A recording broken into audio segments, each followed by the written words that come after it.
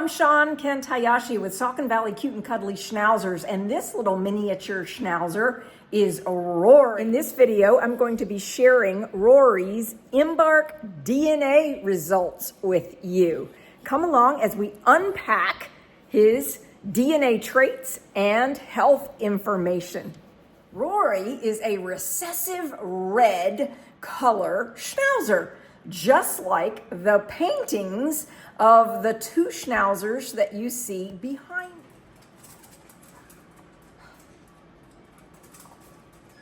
And isn't this a beautiful color?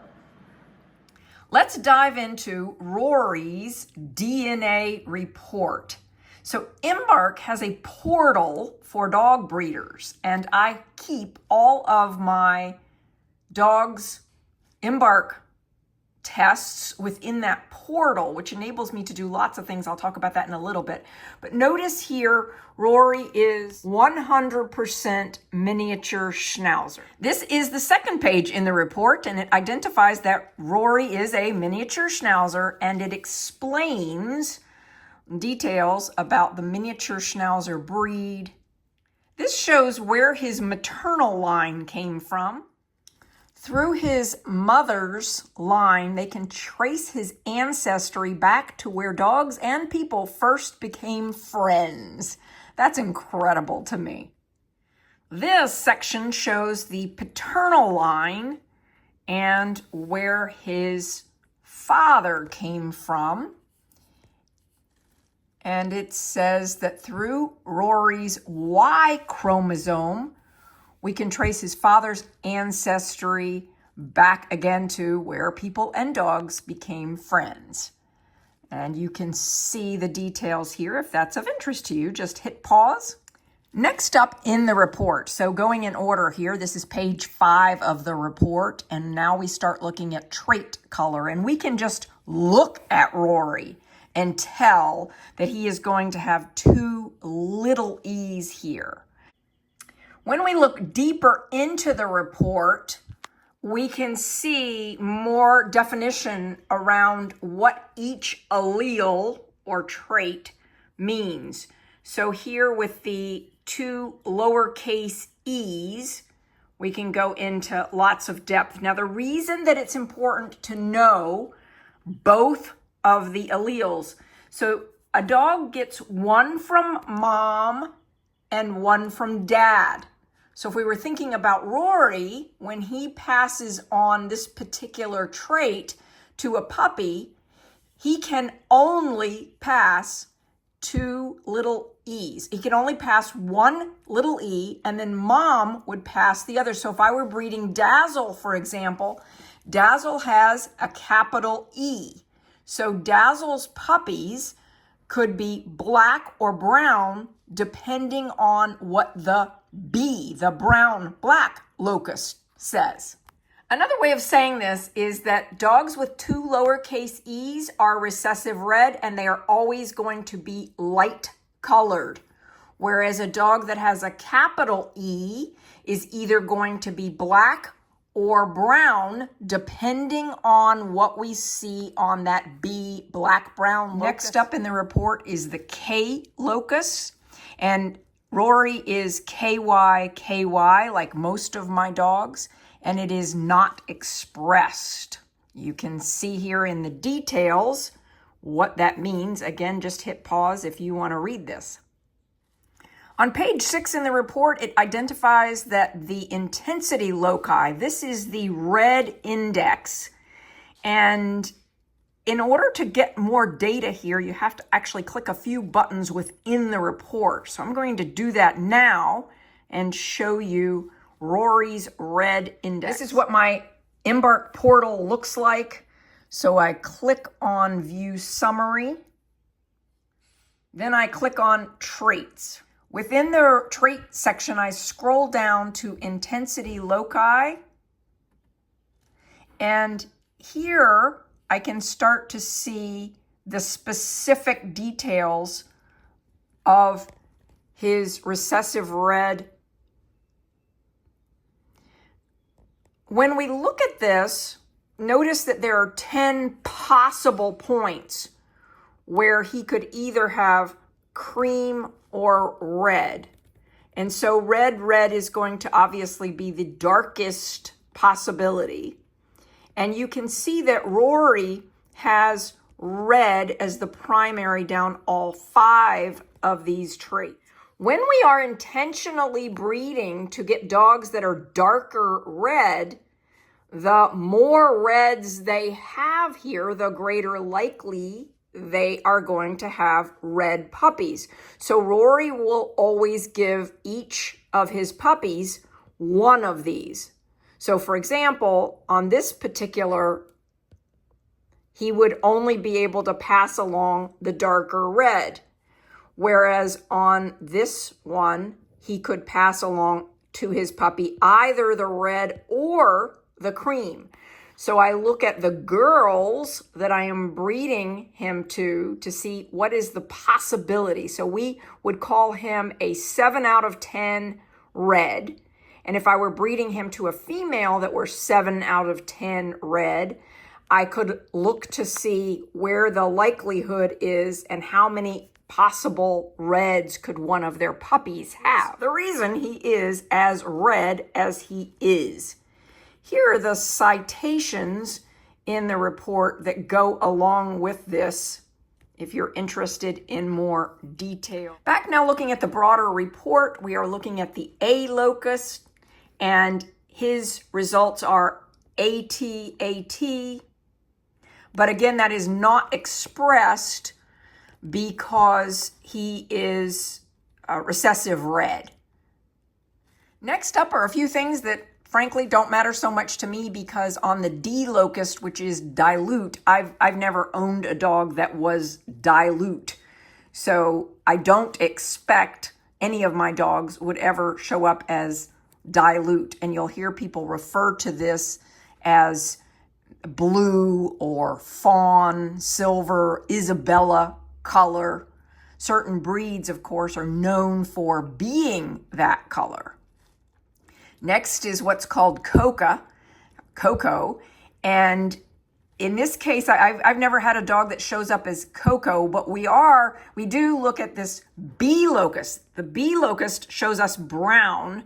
And what we know about Rory is that he has a brown nose. So he is lowercase bb. Rory's report is very interesting on this particular trait because his Embark DNA says he is likely either black or brown colored. And the reason for this is they are looking at several alleles. And when you look at his subloci here, you see the possibilities for him. And so he could either be capital B, lowercase b, and in his case, he got this BB. The 2 lowercase b's would be a recessive trait. So the brown is recessive to black, which enables him to have only chocolate-colored puppies. So they could have a chocolate nose and paw pads.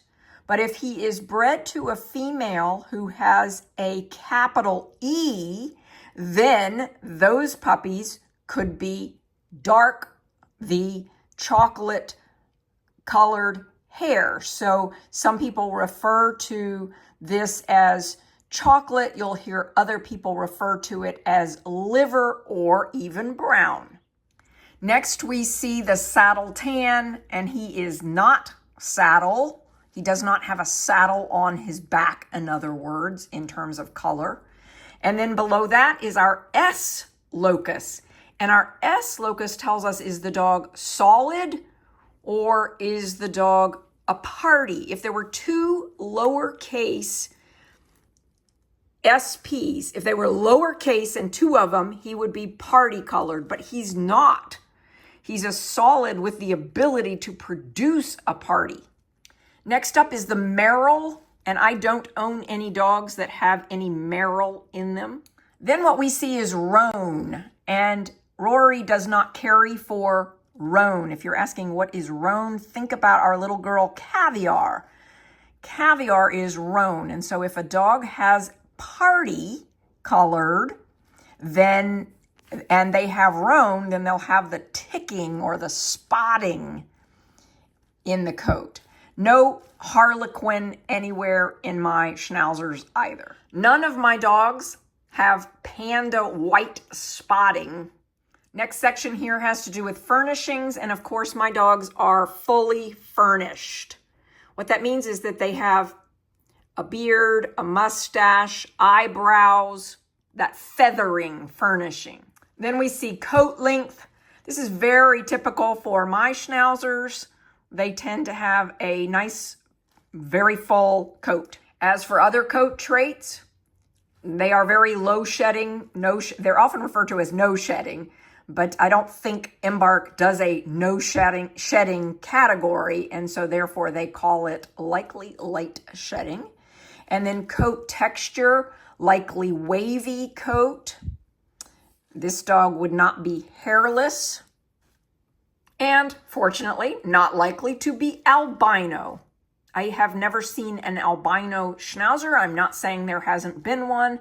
I've just never seen that. These are details in the Embark report that I usually don't pay too much attention to because, frankly, all of my dogs are the same in these traits. So muzzle length, likely medium or long muzzle. That's great. We don't want dogs with breathing problems. We don't want dogs with breathing problems that have smushed in little noses. Tail lengths, likely a normal tail length. Hind dew claws, unlikely to have hind dew claws. We love when we see that, but we do take dew claws off of 2-day-old puppies so that you don't have to worry about them when they are older. This next trait is an interesting one to me. It has to do with the likelihood of having a normal leg length. I always want dogs that have a normal leg length. In other words, they're not bred to be smaller, dwarfed. So disproportionate dwarfism. And here are some of the breeds that have intentionally been bred. This can cause some significant problems with their backs, their backbone, disc problems, all sorts of things. So I personally, when I'm choosing my dogs, would not want a dog that has this kind of issue. And next up it says blue eye color. And even though I've had several dogs that have blue eyes, Liberty, for example, has blue eyes and is 100% miniature Schnauzer, it's showing here less likely to have blue eyes. But we can look right at him and see that his eyes are blue. This is another trait that I personally don't pay much attention to. I'm not breeding dogs that are supposed to be bully looking. So the back muscling, bulk, large kinds of stuff. Probably because I'm breeding dogs that are smaller than the standard. This section of the report here typically is not valuable to me. So body size, but you see things like the body size, different alleles, and what they might help a breeder to understand if this particular information were important to them. Next, we see altitude adaptation, normal altitude tolerances, and appetite. Normal appetite, normal food motivation for Mr. Rory. And frankly, this is the part of the report that I go to first whenever I get an Embark report back, because this is what is most important to me, way over the trait information. This is the health report. What I'm looking at is this clear result. I want to see that my dog is clear in all the breed relevant as well as the other things that are tested for. And you see it says notable result here, ALT activity. I will tell you that dogs that are smaller in stature tend to have this ALT activity. Let me explain what that is. When you click within the Embark report on ALT activity, it explains what this means.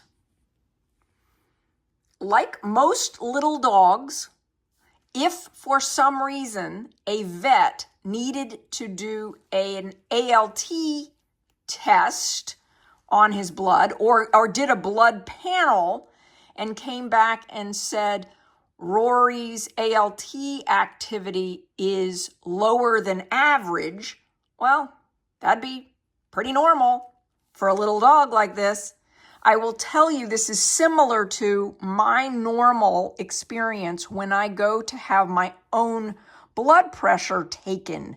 I'm told that my blood pressure is very low, and I'm asked, is that normal? And the answer is yes, my blood pressure is just about always low. So therefore, if it were ever elevated or higher, that should be looked at as a, what's going on here? And that's what this is indicating here for us with ALT. It's just letting us know if you ever did get a higher result on this in a blood test, dig a little deeper to see what's going on. Rory and none of my other dogs have ever had any issues that ALT was a part of or had an issue to play in. These are the 3 breed relevant results, meaning oftentimes miniature Schnauzers may be carriers for or actually have one of these issues. I do not have any dogs that have these issues, and my intention is to breed clear dogs so that when you get a puppy from me, you know that your puppy will not have one of these issues. It's for this reason. It's the fact that I get the Embark DNA health information on both my mom and my dad dogs that it enables me to be confident to say, what makes an SVCC Schnauzer or Schnoodle so special? Well, I know that we're breeding genetically clear dogs, and so therefore I can offer this 10-year genetic health guarantee on all of the things that are tested in Embark DNA reports. You'll see on our website, svcctoys.com, a long list of things that set our puppies apart and make them extra special. 10-year guarantee is just one of those things. And now, in the report itself, you can see the list of all the things that were tested for. Rory is clear for all of these. He's not a carrier for these. He's clear. This, for me, is what I'm looking for in my breeding dogs.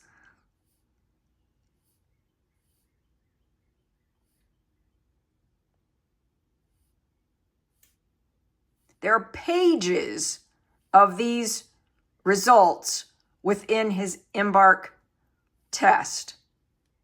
This section in my Embark portal shows you some of the tools that are available for breeders. This enables me to select Rory from my list of breeding males along with a female. So for example, if we selected Burberry here, and now we do calculate, the genetic health conditions, they are clear for the 3 primary things that pop up in Schnauzers. And related to all the not breed relevant issues, they are also clear for all of them. I also appreciate it shows me the expected coefficient of inbreeding if I were to breed those 2 together would be 22%. The average for miniature Schnauzers is 26%. So in my estimation, this would be a potentially good match. This section in the Embark report is about how to apply genetic coefficient of inbreeding to your selection of a male and a female to use together. Once I've determined that the coefficient of inbreeding is below the average for miniature Schnauzers, then I come into my Dog Breeder Pro software to get a sense for what the genetic trait combinations could produce. When I select Rory and Burberry, I can see very quickly the trait combinations, and I can scroll down to forecast offspring, and now I see a simple forecast of what's possible in breeding Rory and Burberry together. So we would have chocolate and red,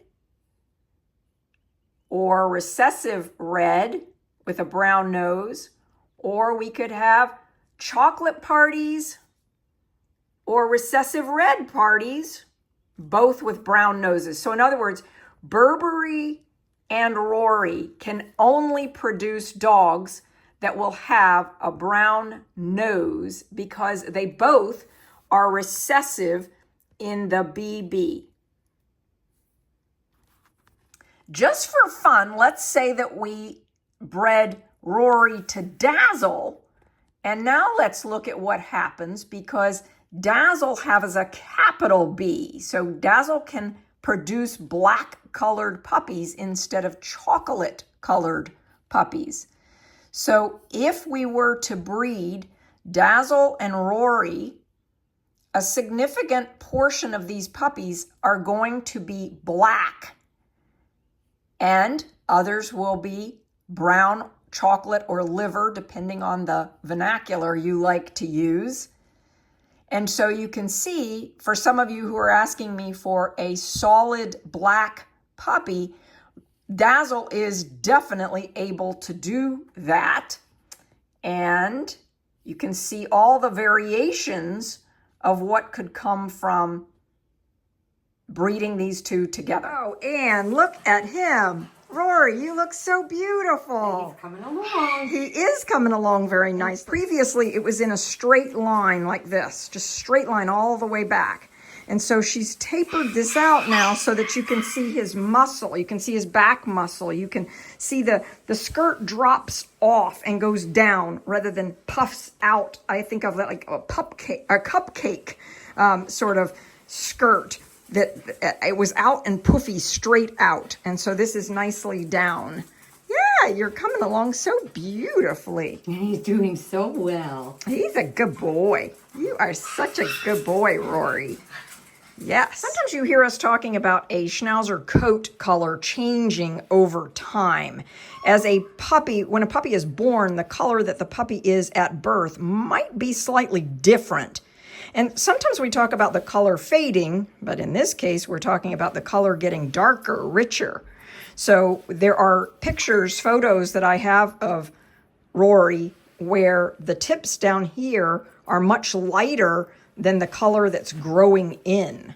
And so we can see he has filled in beautifully as a red Schnauzer. So he is a wheaten color Schnauzer. He has a chocolate brown nose, and he has blue eyes, so he is very rare. His coloring is not the norm for a Schnauzer. His Embark DNA says he is 100% miniature Schnauzer.